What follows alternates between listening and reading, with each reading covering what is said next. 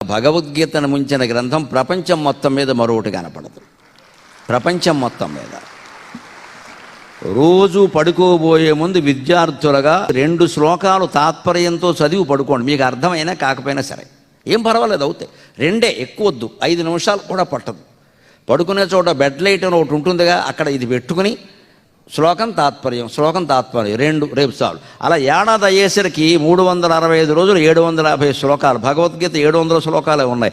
ఏడాదిలో మీరు చదవడం పూర్తి చేశారు. ఒక ఏడాదికి భగవద్గీత ఆధారంగా మీ జీవితంలో అద్భుతమైన మార్పులు వస్తాయి.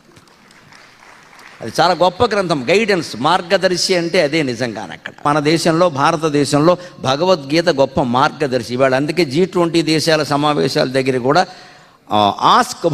ఆస్క్ గీత అని ఒక యాప్ పెట్టారు ప్రత్యేకంగా. గీతలో నువ్వు ఏ విషయం అడిగితే దొరుకుతుంది. ఆ యాప్ ఎంత గొప్పది అంటే, నాకు ఈ ప్రాబ్లం ఉంది, ఐ వాంట్ ది